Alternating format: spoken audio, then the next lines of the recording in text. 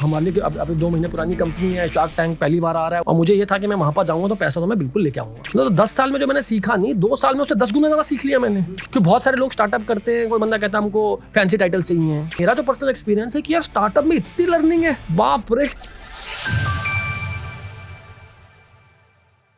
Hello everyone, welcome to Wisdom Whispers with Abhishek Mittal.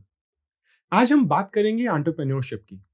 तो इस interesting topic पे बात करने के लिए हमारे पास हमारे साथ जुड़े हैं अरुण पंडित, जिन्होंने जो एक यंग फाउंडर है। उन्होंने एक कंपनी फाउंड करी -SCS recently in the last 2.5 years। वो हमारे साथ है, so let's welcome Arun Pandit to the show. Thank you very much, thank you for having me here. Arun, बहुत अच्छा लग रहा है आपसे मिलके मुझे क्योंकि एक IIFT का लिंक भी है हमारा। बिल्कुल, मैं IIFT में गेस्ट लेक्चरर हूँ, आप IIFT के अलुम हैं, तो अच्छा लगता है जब स्टूडेंट्स IIFT से निकल के आज फाउंडर्स हैं और एंटरप्रेन्योरशिप की जर्नी कर रहे हैं। तो हम आपसे जानना चाहेंगे आपकी इस जर्नी जो आपने शुरू करी BTech से, फिर MBA में, अब आप -SCS के फाउंडर है, तो कैसी रही जर्नी? तो बेसिकली जो एंटरप्रेन्योरशिप है, देखिए एंटरप्रेन्योरशिप जो वर्ड है वो बहुत लेटर कॉइन हुआ था और एट एन इनिशियल लेवल तो एंटरप्रेन्योरशिप वर्ड की स्पेलिंग लिखते हुए भी हमें बहुत मुश्किल महसूस होती थी कि क्या स्पेलिंग एग्जैक्टली। लेकिन जो भी हम कहते हैं एंटरप्रेन्योरशिप या फिर आप कह लीजिए एक बिजनेस बिल्ड करने का, एक नेटवर्क बिल्ड करने का, टू ऐड वैल्यू, तो मेरे बचपन से था मेरे अंदर। तो मुझे पता नहीं था, मुझे बाद में व्हेन आई लुक बैक तो मेरे को समझ में आता है कि बचपन से था। कैसे? जब मैं 7th-8th में था तो मैं अपने लोकल, मेरे father government of environment and forest ministry में डायरेक्टर थे। तो हमारे को गवर्नमेंट फ्लैट मिला था आर.के. पुरम दिल्ली में। तो वहाँ पर डिफरेंट स्क्वायर्स होते हैं, मतलब गवर्नमेंट फ्लैट्स के। तो वहाँ पर मैं क्या करता, मैं वहाँ पर क्रिकेट के टूर्नामेंट्स कराता था, जैसे आपका IPL कहते हैं ना, एक IPL वर्जन टाइप। तो उसमें मैं क्या करता था कि सब लोगों से पैसे कलेक्ट करता था, हर एक स्क्वायर के लोगों से। फिर मैंने बॉल भी मैंने खरीदनी, टोटल ऑर्गेनाइज कराना, विनर को कुछ किट्टी जानी और उसमें से कुछ 1000 रुपये से किट्टी है, टोटल 700 विनर को 300 रुपये मेरे बन जाते थे। तो उसके कारण मेरा शुरू से एक नेटवर्क अच्छा बना हुआ था। लेकिन वो मैं एज ए बिजनेस या फिर एज ए शौक के तरीके से करता था। लेकिन नेटवर्क और ऑर्गेनाइजेशन स्किल्स प्लस प्रॉफिटेबिलिटी वाला फैक्टर शुरू से था। P&L वगैरह वर्ड नहीं पता था, लेकिन ये पता था इतना डाला, इतना पैसा बना, ऑर्गेनाइज किया, इतने एफर्ट्स डाले। मल्टीपल लॉजिस्टिक स्टार्टअप्स में ब्लैकबक जो एक यूनिकॉर्न है, ट्रक्स ऐप में यंगेस्ट मैं VP था बिजनेस ऑपरेशंस का। फिर मैं लोड शेयर में सेल्स हेड था। तो अच्छे स्टार्टअप्स में गया। तो स्टार्टअप्स में क्या है ना, मुझे एक्सपोजर बहुत मिला। जब मैं ब्लैकबक में था, मैंने समझ लीजिए मोटा मोटा 90 दिन के अंदर 50 फ्लाइटें ली ex Bangalore. 100-200 blue chip client से मिला। तो क्रैश को जब भी जा रहा तो क्लाइंट के बारे में पढ़ना, उसकी हिस्ट्री पढ़ना, 6 महीने के क्या न्यूज़ आइटम है, उनके लोगों को लिंक्डइन पे ढूंढना, क्या है, कोई कॉमन कनेक्ट है, ऐसे करके रेफरेंसेस के थ्रू उनके पास जाना ताकि थोड़ी सी और वैल्यू क्रिएट हो। तो नॉलेज काफ़ी सारी हो गई। मतलब सरफेस लॉजिस्टिक में 1000+ क्लाइंट से मिला, 400+ ऑनबोर्ड किए, उनका ऑपरेशन समझा, टेक्निकली भी समझा, ग्राउंड लेवल पे भी समझा, रिलेशनशिप वाइज भी समझा। तो बहुत अच्छा स्ट्रॉन्ग नेटवर्क बन गया। इंडिया का youngest member of national committee for logistics बना, जिन्होंने इंडिया की पहली लॉजिस्टिक्स पॉलिसी बनाई।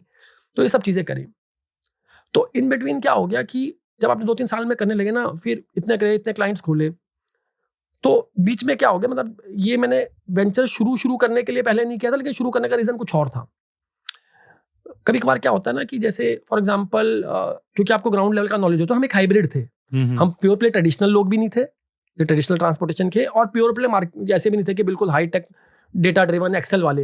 हमारे को दोनों का एक्सपीरियंस था, ग्राउंड रियलिटी और उसका। तो एक बड़ा अच्छा फाइन बैलेंस था। तो कहीं ना कहीं मुझे ऐसा लगने लगा कि despite me having a proven talent, मैं हमेशा डिलीवर कर रहा हूँ, एक भी चीज़ मिस नहीं हो रही, एक भी टारगेट मिस नहीं हो रहा, उससे पहले अचीव हो रहा है। तो कहीं ना कहीं इफ बट हो रहा है, या फिर मैं ज़्यादा अच्छा कर रहा हूँ तो उसकी वजह से कोई इनसिक्योरिटी हो रही है, तो करके। तो उस टाइम मेरे को, मतलब वो चीज़ एक ट्रिगर था।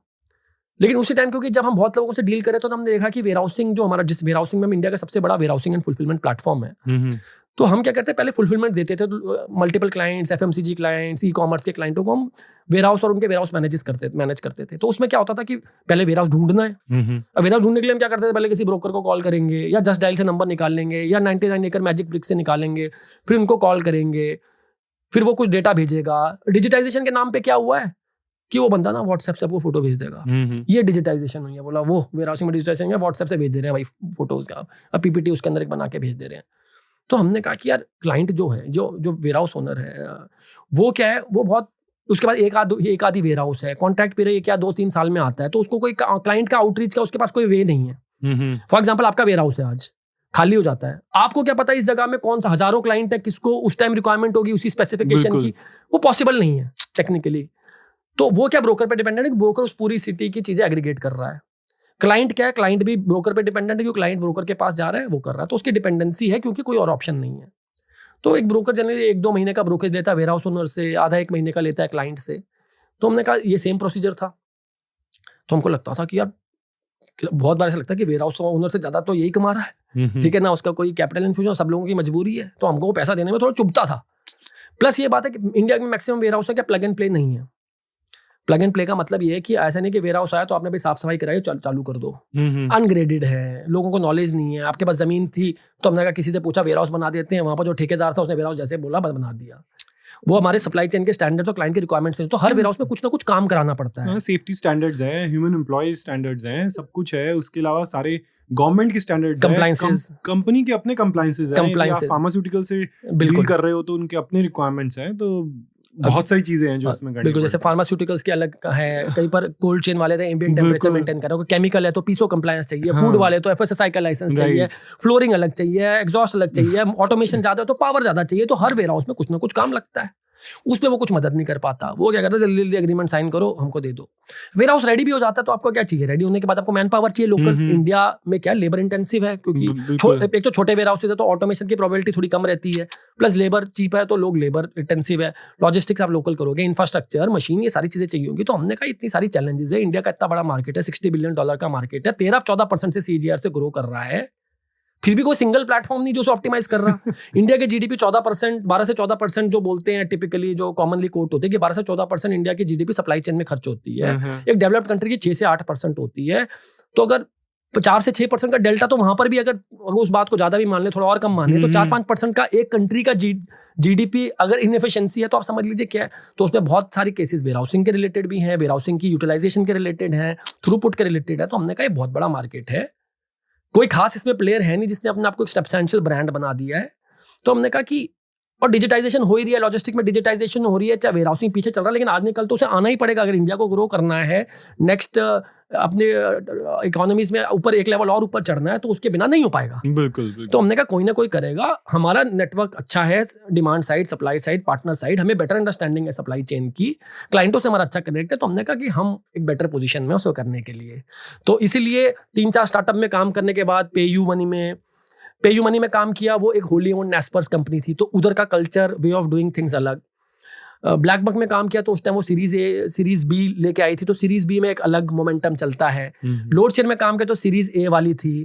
ट्रक्सऐप में काम किया तो वो सीड फंडेड थी। तो जब अपना पोकू चालू किया तो वो बूटस्ट्रैप्ड थी। तो पोकू bootstrapped, TrucksUp seed funded, LoadShare series A, BlackBuck series B, और उसके बाद पेयू जो मतलब अनलिमिटेड फंड एक तरीके से, क्योंकि वो कंपनी कंप्लीटली ओन्ड थी। तो हर एक स्टेज का देख लिया। तो जब हर एक स्टेज का देख लिया, मोरलेस सेम डोमेन में देख लिया, तो मुझे ना एक बात मतलब मेरे से निकली थी। मैं एमबीए की कोचिंग ले रहा था, तो एक मेरे मेंटर थे सदात जी, तो वो बहुत ही डायनेमिक बंदे थे। तो उन्होंने ना सब सारे क्लासेस से उन्होंने क्वेश्चन पूछा, तो हमको ना रीडिंग के लिए बोलते थे, कहते थे लाइक, उन्होंने बोला था 4 लेवल्स ऑफ रीडिंग। जैसे पहला हो गया चेतन भगत टाइप, दूसरा तीसरा चौथा, मतलब जिसमें आप ये कह लीजिए आपका मैकियावेली हो गया, द प्रिंस हो गया, फिर आपका कॉस्मोस हो गया, कार्ल सगान, थोड़ा वो जो फिलोसफिकल प्लस थोड़ी ज्यादा डीप हो गई, रिलीजियस स्क्रिप्चर्स भी हो गए बहुत हद तक। तो भैया 4th लेवल ऑफ रीडिंग है। तो उन्होंने सब लोगों से पूछा कि व्हाट इज, मैंने आज दिन तक आपको 4 लेवल ऑफ रीडिंग बताए थे, लेकिन लेवल ऑफ रीडिंग 5 है। यार ये तो गलत बात है सर, आप 4 बोल रहे, बात बोल रहे हो 5 है। तो सारे मतलब ऐसे मतलब सब में थोड़ी आवाज हो, क्या 5 बोला 5वां लेवल ऑफ रीडिंग क्या है। अचानक स्पॉन्टेनियसली मेरे से निकल गया, मैं कहा सर राइटिंग। तो what is the 5th level of reading, मैंने कहा राइटिंग। तो उन्होंने बोला कि आज दिन तक मेरे जितने भी मैंने कितने हजारों बच्चे पढ़ा लिए, पहली बार किसी ने इसका राइट आंसर दिया है। क्योंकि अगर आपने सारे लेवल ऑफ रीडिंग कर दिए तो आपकी मोरल रिस्पॉन्सिबिलिटी है राइट करना। मेरा अच्छा नेटवर्क बन गया, मेरे को सब समझ में आ गया, तो मेरे पास गैप क्या है मेरे पास, और प्लस मैं कुछ चीजें करना चाह रहा हूँ, मैं नहीं कर पा रहा फॉर वट एवर रीजन। मेरे पास गैप है पैसे का ना, तो अगर मेरे पास पैसा है तो मैं बिजनेस भी बना दूंगा, सारी चीज बना दूंगा, तो मेरे को पैसा रेज करना है। प्लस मैं इतने साल से सेल्स कर रहा हूँ, तो मैं सेल्स में काफी अच्छा कर रहा हूँ, लेकिन एक कंपनी को रन करना है तो आपको ऑपरेशंस भी देखना है, आपको फाइनेंस भी देखना है, आपको टीम भी देखना है, टीम को लाना भी मुश्किल अर्ली स्टेज पे, उनको मैनेज भी करना, उनके एक्सपेक्टेशन मैनेज भी करना। तो एट एन ओवरऑल लेवल ये मिलने ज्यादा फुलफिलिंग है। क्योंकि बहुत सारे लोग स्टार्टअप करते हैं, कोई बंदा कहता है हमको फैंसी टाइटल्स चाहिए, कोई बंदा कहता है कि बेसिकली इसमें मेरे को पैसा बनेगा, मैं पैसा बनाने के लिए कर रहा हूँ। कुछ लोग बोलेंगे कि मैं इसे वैल्यू ऐड करना चाहता हूँ सोसाइटी में, वो सब चीजें सबके अपने अपने रीजन हैं। वैल्यू ऐड तो करना है, लेकिन मेरा जो पर्सनल एक्सपीरियंस है कि यार स्टार्टअप में इतनी लर्निंग है, बाप रे।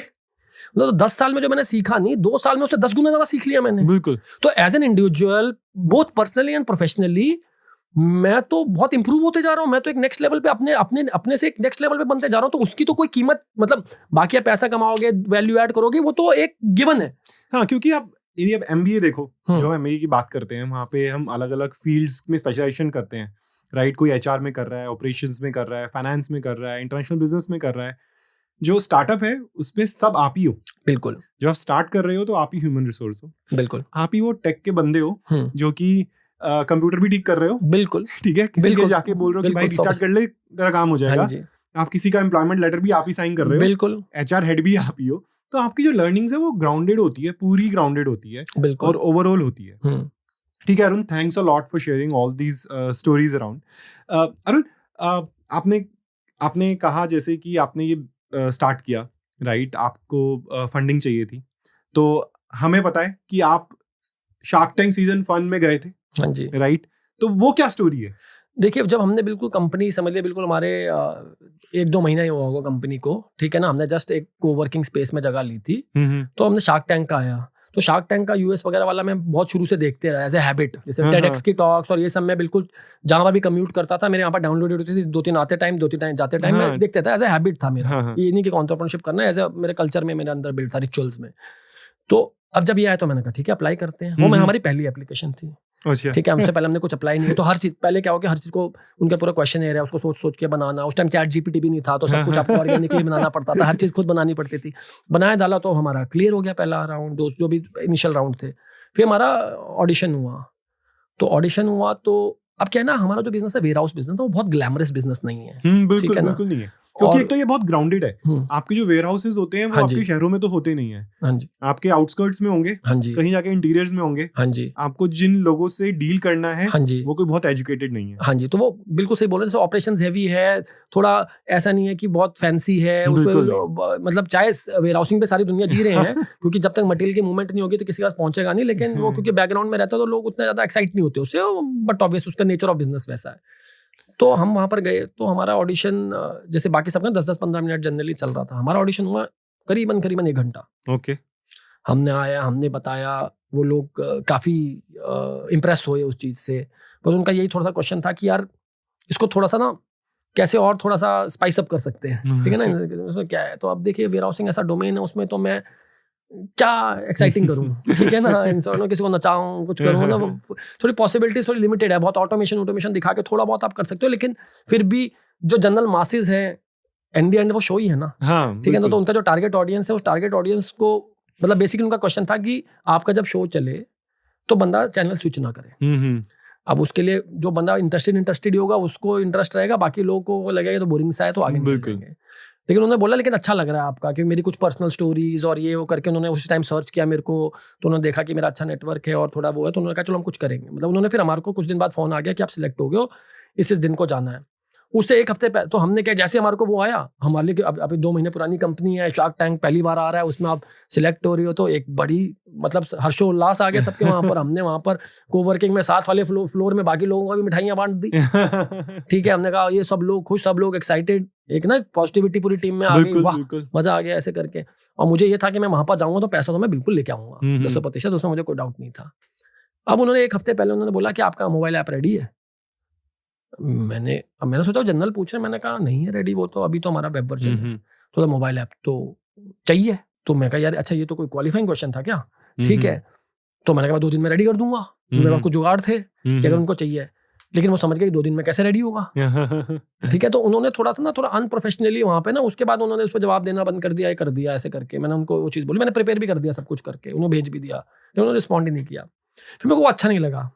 तो मैं थोड़ा बड़ा प्रतिष्ठा वाला बंदा हूँ, ठीक है ना। हमारे लिए क्या है ना कि मतलब प्रतिष्ठा सबके ऊपर कोई चीज़ नहीं है। फिर मेरे को वो बात अच्छी लगी नहीं। फिर मैंने कहा मैंने कोई भी शार्क टैंक का आज दिन तक कोई एपिसोड नहीं देखा। मैंने कहा कोई बात नहीं, हम आपसे अच्छा कर लेंगे, आप वहाँ पर कर लो। फिर हमने अपने बेसिस पे ऑन डेक USA 8000 स्टार्टअप में से 110 सिलेक्ट हुए, 10 इंडिया के सिलेक्ट हुए, हम सिलेक्ट हुए। मास चैलेंज इसराइल में non equity based 42 startups globally select हुए, हम सिलेक्ट हुए।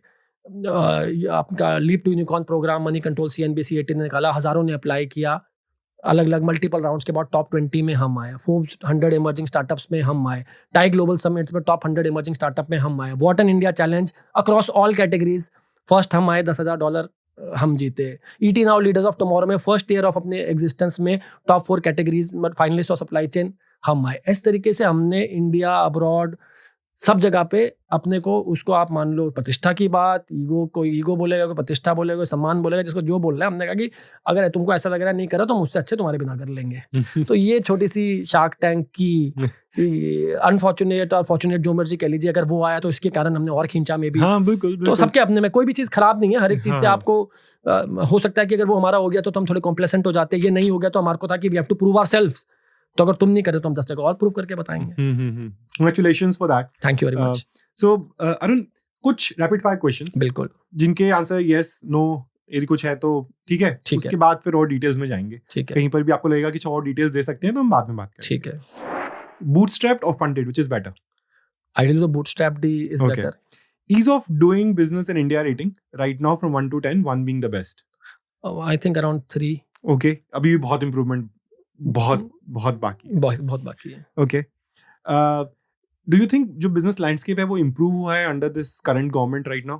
एब्सोल्युटली इम्प्रूव हुआ है, क्योंकि मैं इंटरनेशनली बहुत जगह पे प्रेजेंट करता हूँ। ऑस्ट्रेलिया में कॉमनवेल्थ स्टडी कॉन्फ्रेंस में इंडिया रिप्रेजेंट करने कनाडा गया, तो अभी पता क्या है, जैसे वहाँ पर जाते हैं ना, पहले हमारे को थोड़ा अलग तरीके से देखा जाता था। अभी हम जाते हैं ना तो लोग बोलते हैं अच्छा कॉन्ग्रेचुलेशन फॉर चंद्रयान, मतलब आप समझो, मैं एयरपोर्ट में मेरी फ्रिस्किंग हो रही है, कॉन्ग्रेचुलेशन फॉर चंद्रयान। हम वहाँ पर लोगों से बात करते हैं, लोग ना पहले ऐसे दिखते थे, अब वो दिखते हैं कि यार यही लोग तेज है। तो देखिए ओवरऑल आउटलुक देखिए चेंज हुआ है, सब इंप्रूवमेंट हुई है, पिछले 10 साल में चेंज हुई है। और मेन एक परसेप्शन, हाँ, वो तो बहुत अच्छी बिल्ड हो गई है। परसेप्शन बिल्ड हुई है, परसेप्शन इन्वेस्टर्स के माइंड में बिल्ड हुई है, दूसरे लोगों के माइंड में भी बिल्ड हुई है, बाहर के कंट्रीज में भी। तो एंड परसेप्शन टेल्स रियलिटी। बिल्कुल तो इंप्रूवमेंट हुई है। ठीक है। you have another co-founder with you? Yes. So with multiple co-founders, is it clash of thoughts or is it new ideas? So technically clash of thoughts leads to new idea generation. Great. तो ये तो चलता ही है, ये तो मतलब business के मामले में आपस में आपका चलेगा, उसके बीच में कुछ निकल के आएगा। So that is part and parcel of. Lovely. जैसे आपने बताया आपकी ये कंपनी जो है वो बहुत ही यंग ऑर्गेनाइजेशन है। हाँ जी। तो आपका how you spend your day, एक दिन कैसा रहता है? आई नो कि आप बहुत काम करते हैं, you are a workaholic person. I will not say workaholic, that if you are enjoying work it's like मेरी मर्जी है, मेरे को अच्छा लगता है। तो आपका दिन कैसे जाता है? जी, अगर मेरा दिन को आप डिवाइड कर दीजिए तो दिन 2 पार्ट में डिवाइड है। जो फर्स्ट हाफ होता है वो मेरा सुबह ऑफिस आवर से लेके जब तक ऑफिस खत्म होता है, उसे मैं अपना फर्स्ट हाफ बोलता हूँ। जैसे जिसका लोगों का पूरा एक दिन होता है, मैं उसे फर्स्ट हाफ मानता हूँ, क्योंकि उस फर्स्ट हाफ में मैं जनरली फोकस करता हूँ टीम पे। बिल्कुल, क्योंकि मल्टीपल टीम है हमारी। टीम में क्या है ना, एट एन अर्ली स्टेज आप जरूरी नहीं है कि आप बहुत you can say expensive resources या प्रूवन टैलेंट को हायर कर सकते हो, क्योंकि आपकी पॉकेट अलाउ नहीं करेगी। अगर आपकी पॉकेट अलाउ भी करती है तो आपके पास शायद से उतना कैपिटल नहीं है कि आप उन बंदों को मैक्सिमम यूटिलाइज कर पाओ उनके पोटेंशियल के बेसिस पे, तो उनकी आरओआई निकल के नहीं आएगी। बिल्कुल, ठीक है। तो हमारा क्या है ना कि मैं बहुत बड़ा आर्सेनल फुटबॉल क्लब का फैन हूँ, ठीक है ना। आर्सेनल फुटबॉल क्लब का फैन हूँ, तो उनके जो कोच हैं, जो मैं बहुत रिस्पेक्ट करता हूँ, आर्सेन वेंजर, तो उनकी एक बड़ी फेमस कोटेशन है, we don't buy stars, we build them. ठीक है ना, मेरे ऑफिस में वो लगा हुआ है उसका पोस्टर। तो हमारा क्या है कि हम जो लोगों में पोटेंशियल है, जो अंडरडॉग्स हैं, तो उनको जिनमें जज्बा है करने का ना, सबसे पहले एटीट्यूड की बात है। जिसको दर्द होता है, सबसे मैं कहता हूँ जिसको दर्द होता है कि ये नहीं हो तो दर्द हो रहा है, जो दर्द हो रहा है ना, वो बंदा कुछ ना कुछ रास्ता निकालेगा। तो हमने उस तरीके के हमने लोग आइडेंटिफाई किए हुए हैं, टीम आइडेंटिफाई करी है, और उनको हम मैक्सिमम टाइम ग्रूम करके, स्किल करके उनमें बेटर करते जा रहे हैं। तो पहला हाफ उनको गाइड करना, ये करना, अनलेस अनटिल को मीटिंग वगैरह है छोटी मोटी वो करी। दूसरे हाफ में मतलब आप समझ लीजिए 6 बजे के बाद 12-1 बजे 2 बजे तक हम अपना बाकी काम जो निपटाते रहते हैं, क्योंकि parallelly show must go on. और जैसे आपने सही बोला, वर्कहॉलिक वाली बात नहीं है, मेरे को ना पेंडेंसी पसंद नहीं है। तो मेरे चेकलिस्ट रहती है, मैं ट्रेडिशनल टिक मारने वाला बंदा हूँ। बहुत मेरे यहाँ पर डायरियाँ भरी पड़ी हैं टू डू लिस्ट की। फिर अभी मैंने रिसेंटली रिमार्केबल में शिफ्ट किया, पेपर बहुत वेस्ट हो रहा था और नोट्स को मैं कैप्चर नहीं कर पा रहा था, चेक करना है तो मेरे को टिक, जब तक टिक होता है ना, मेरे को टिक की अलग किक मिलती है। तो मैं टास्क रखता हूँ, और टास्क मेरे ईमेल अगर पेंडिंग है तो मेरे अंदर से बेचैनी होती है। ये मेरे को ऑब्सेसिव कंपल्सिव ऑर्डर, जो भी डिसऑर्डर है, ओसीडी है, कुछ कह लो, तो अपने को वो करना है। और दूसरी बात है, अपनी कंपनी है यार, अपने को करना है, अभी मेहनत करनी है, 2-3-4 साल 5 साल खून देना है, खून मांगती है कंपनी, खून देना पड़ता है, पसीना देना पड़ता है, बॉडी टूटेगी, कभी मोरल भी टूटेगा, कभी ये सब चीजें होंगी, लेकिन आपको करना है तो आपको करना है। There is no other way. So हमने कोई प्लान भी रखा ही नहीं है। सिंपल फंडा है, do not make a plan B that disturbs plan A. तो हमने क्या कि कोई रखा ही नहीं प्लान, यही है, इसी को करना है शिद्दत से, और भगवान ने चाहा और आप सबकी विशेष रही तो बिल्कुल करेंगे। हाँ बिल्कुल, क्यों नहीं, आप अभी तो बहुत अच्छा कर रहे हैं और आगे और अच्छा करेंगे। एक बात करी थी आपने चलते फिरते कल्चर की। हाँ जी। राइट, तो आपका कंपनी कल्चर कैसा है, आप उसको कैसे डिफाइन करते हैं? जी, हमारा कंपनी कल्चर क्या है कि हमारे लोग बहुत सारे जान पहचान वाले हैं या कहीं भी कभी ना किसी ने किसी के साथ काम किए, तो वो एक ट्रस्ट और एक विजन के साथ जुड़ रहे हैं। हमारा बड़ा है परफॉर्मेंस ड्रिवन कल्चर, ठीक है। मैं हूँ बड़ा ओवरऑल मेटिकुलस के आसपास जो भी आप वर्ड कह सकते हैं कि मुझे काम ऐसा चाहिए। अगर आप ईमेल पे लिख रहे हो और उसके अंदर आपका ईमेल की बॉडी में भी आपने किसी का नाम छोटे से लिख दिया या उसकी सब्जेक्ट लाइन ऐसी है, ये है, आपका सिग्नेचर में आपका फोटो और बाकी सारी चीज़ें नहीं है, तो मैं कहता हूँ कि एक एक चीज़, मेरा सिंपल बिलीफ है, the way you do anything you do everything. बिल्कुल। आप बोलोगे यार मेल पे तो मैं ऐसे लिख देता हूँ, वैसे मैं बहुत अच्छा कर देता हूँ, वो ऐसा नहीं होता है, चलता नहीं है। जो बंदे के कल्चर के डीएनए के अंदर है। तो मैं भी कंपनी में हमारा इस तरीके का डीएनए कि यार सबको डिलीवर करना है, सबके अंदर P&L मेंटालिटी है, प्रॉफिट एंड लॉस मेंटालिटी। हम इतना काम कर रहे हैं, इतना पैसा खर्च हो रहा है, इतना ये हो रहा है, हमको पैसा कमा के देना है। ये हर बंदा, मेरे वहां पर एक जूनियर से जूनियर बंदा जो एग्जीक्यूटिव लेवल का बंदा है, तो उसे भी P&L पता है क्या होता है, उसे P&L पता भी है क्या होता है, उसे ये भी पता है कि उसे P&L मेंटेन करना है। तो एक P&L का कल्चर है, ओनरशिप का कल्चर है, सबको अपना फ्रीडम भी है अपने वहां पर करने के लिए, सबको डिलीवर भी करना है अपने वहां पर, लेकिन हर एक बंदे से एक हाई लेवल ऑफ अकाउंटेबिलिटी है, ठीक है ना। हर बंदे से ये बोला जाता है कि अगर तुम ओके एवरेज हो, हमको नहीं चाहिए, हमको एक वर्ल्ड क्लास ऑर्गेनाइजेशन बनानी है, और वर्ल्ड क्लास ऑर्गेनाइजेशन के लिए बनाने के लिए आपको स्ट्रेच करना पड़ता है, आपको रेगुलरली अपने आप को अपस्किल करना पड़ेगा, क्योंकि हमारा कंपटीशन वर्ल्ड है। आप इधर आसपास मत देखो, बिल्कुल, आप इंडिया में भी देखो कि हमारे डोमेन में थोड़ा कंपटीशन कम है। क्या बोलोगे ना, चलो यार हम इनके कुएं के मेंढक हो गए। हमारे को अगर वर्ल्ड क्लास ऑर्गेनाइजेशन बनानी, तो आपको देखना उस लेवल पे। मैं हर बंदे को कहता हूं कि तुम अपने डोमेन तो वेयरहाउसिंग लीड कर रहे हो, तो तुम इंडिया के टॉप 10 में हो कि नहीं, कि तुम्हारा नाम लिया जाता है कि नहीं लिया जाता, तुम मेरे को उधर पहुंचना है। तो उधर पहुंचना है तो आपको हमेशा कंटिन्यूअसली इंप्रूव करना पड़ेगा, सालों की जर्नी है, तो डिमांडिंग है, प्रेशर है, लेकिन उतना ही प्यार है हमारा। बिल्कुल, अगर आप वहां पर जाओगे तो आप एक बार के लिए थोड़ा सा पजल हो जाओगे कि यार ये लोग सब एक ही परिवार के लोग तो नहीं है, ठीक है ना। तो हम चिल भी उस तरीके से मारते हैं, सारों को आपस में रिलेशनशिप भी ऐसा है। अगर मैं सुबह ऑफिस जाऊंगा, तो अगर ऑफिस में मेरे 30 बंदे, मैं 30 बंदों से जाके पर्सनली पहले मिल के आऊंगा। किसी को कोई दिक्कत होगी तो सारे लोग खड़ते भी हैं, काम भी है तो उनको डिलीवर भी करना है। तो मतलब चिल मार रहे तो चिल मारे, काम कर रहे तो काम कर रहे, काम में डांट पड़ी तो चिल में फर्क नहीं कि भाई ऐसे कल को वो बंदा बिल्कुल ऐसे रूस के बैठ जाए, ठीक है ना। और ऐसा नहीं कि चिल मार रहे तो काम नहीं कर रहे हैं।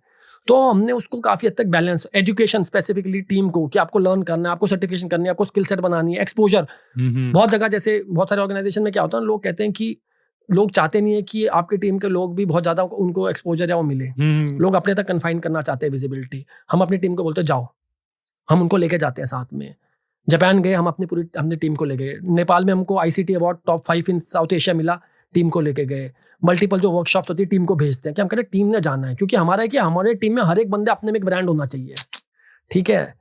क्योंकि one of us is not better than all of us. तो हम हर एक बंदे को वो बनाना चाहते हैं कि अपने डोमेन का एक मास्टरपीस होना चाहिए, उसका डंका बजना चाहिए। तो उसी हिसाब से हम सबको ग्रूम कर रहे हैं, और हर बंदे को ये बोला कि यार तुम्हारे को बेस्ट बनना है, बेस्ट से नीचे के लिए हमारे पास टाइम नहीं है, और तुम्हारे लिए भी नहीं है, तुम्हारे को भी उधर अचीव करना है। बहुत अच्छी बातें करी आपने अरुण, क्योंकि जहां से आप आ रहे हैं, टियर 2 सिटी आपने बताया, जैसे कुल्लू से आए हैं आप, हाँ जी, जैसे बहुत सारे लोग हैं जो टियर 2 सिटी से निकल के अपना कुछ करना चाहते हैं। बिल्कुल, आप जरूरी नहीं है आपके पास एजुकेशन भी हो, बिल्कुल, क्योंकि मैं कहूंगा आप लकी थे, आप एजुकेशन भी ली आपने, और फिर आपने बिजनेस स्टार्ट किया, राइट। बहुत सारे तो ऐसे बच्चे होते हैं जिनके पास एजुकेशन का साधन ही नहीं है, but they still they want to do something, of course. तो उसके लिए वहां से बाहर निकल के आने के लिए वो एक जज्बा चाहिए, बिल्कुल, कि यार मुझे जो करना है ना, वो मुझे बेस्ट करना है, बिल्कुल, राइट। तो आपको उन बच्चों को, यदि आपको कुछ 2-3 राय देनी है कि अच्छा वो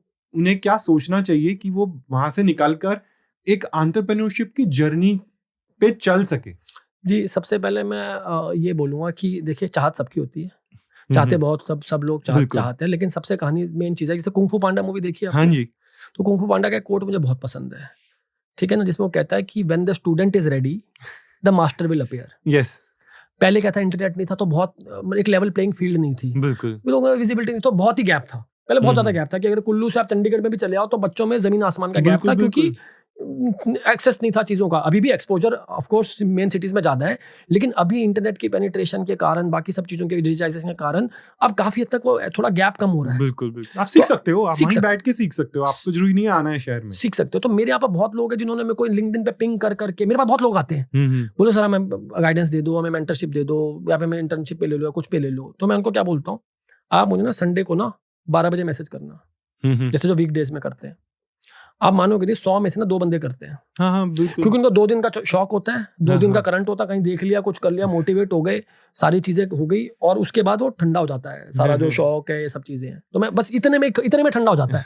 ठीक है, मतलब कि बस एक रिमाइंडर है कि संडे को मैं सैटरडे तक बिजी रहता हूँ, संडे को मैं टाइम निकाल लूंगा।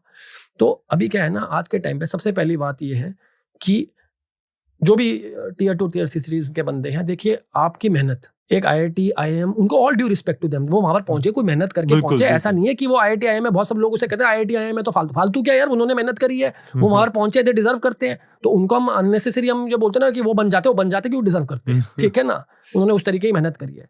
लेकिन सिंपल कहानी है कि अगर कोई बंदा आपसे स्किल सेट में अच्छा है, कोई बात नहीं, हो सकता है आपसे स्किल सेट, आपसे एक्सपीरियंस में अच्छा है, कोई बात नहीं, एक्सपीरियंस में भी अच्छा हो सकता है। लेकिन एक चीज है जिसमें वो आपसे अच्छा नहीं होना चाहिए, कि अगर वो 10 घंटे काम कर रहा है तो आप 12 घंटे काम करो, 14 घंटे काम करो, मेहनत में वो आपसे पीछे होना चाहिए।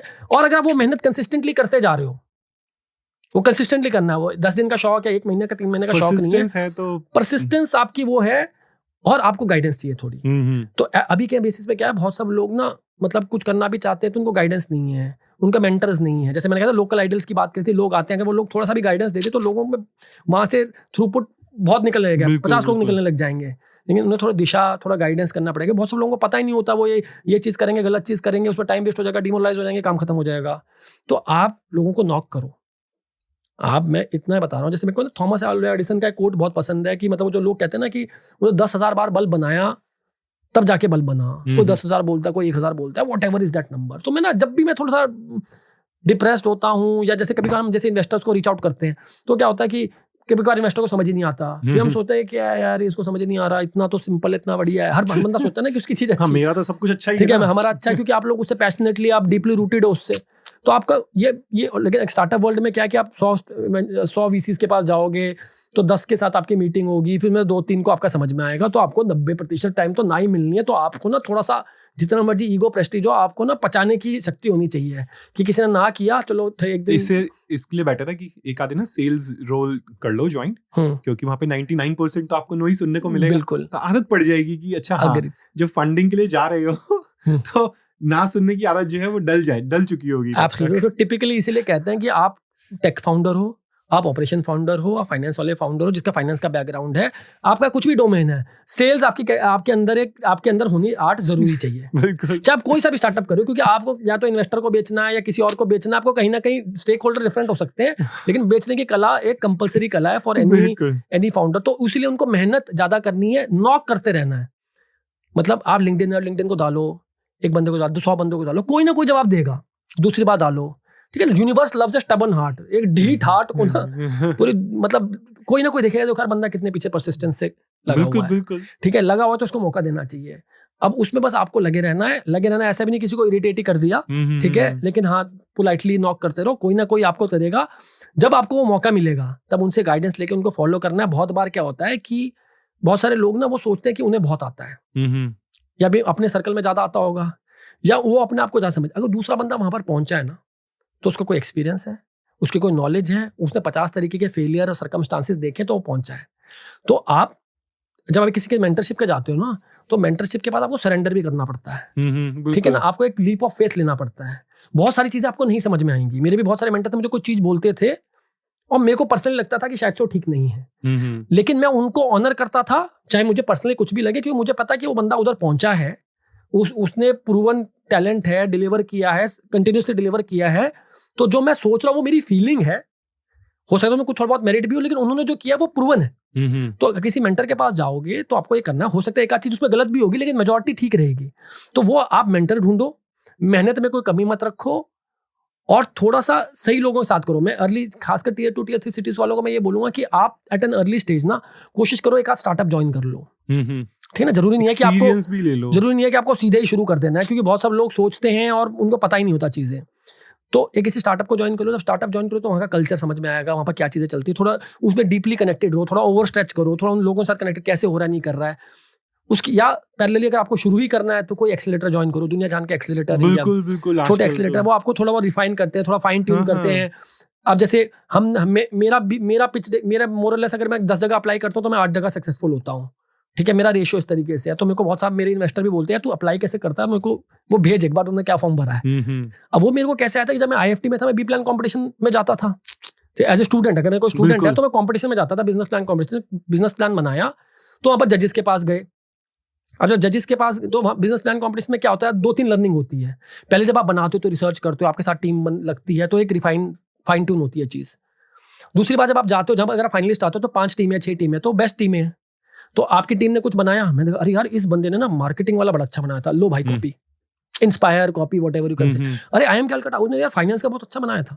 अरे माइका उसने यार जो मार्केटिंग है, जो उन्होंने एक ऐड जैसी बना दी, कितनी बढ़िया, उसे अट्रैक्शन मिल रहा था। ऐसे सब जगह, तो इससे मैंने ये पकड़ा, उससे मैंने वो पकड़ा, उससे मैंने वो पकड़ा, अगली बार मैंने अपनी प्रेजेंटेशन को आइटरेट किया, थोड़े मेरी पहले बेटर हो गई।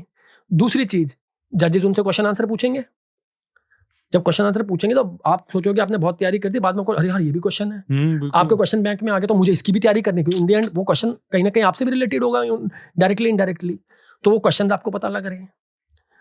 उसमें एक बड़ा फनी सा एग्जांपल बताता हूँ, रदर दो। तो एक एग्जांपल में क्या होता है कि मैं एक जगह पे गया FMS में, तो FMS में उनका बिजनेस प्लान कॉम्पिटिशन था, मैं फाइनलिस्ट था, तो उन्होंने बोला कि मैं अमूल टाइप बनाना चाहता हूँ आपका पंजाब का। मेरे फादर इस यूनियन के हेड हैं, मेरे चाचा जी, मेरे फादर का हाथ कट गया था वो घास काटते टाइम ऐसे ऐसे करके, तो मैं इमोशनली भी रूटेड हूँ और मेरा कनेक्ट भी है सब पॉलिटिकली और इस सब चीज़ों करके। तो उन्होंने बोला कि उन्होंने जैसे क्वेश्चन पूछा कि तो आपका क्या बिजनेस प्लान है, तो बोला हमारा फर्स्ट ईयर में प्रॉफिटेबिलिटी आएगी 60 लाख रुपए की। बोला 60 लाख, जजेस ने बोला 60 लाख यार थोड़ा ज़्यादा लग रहा है।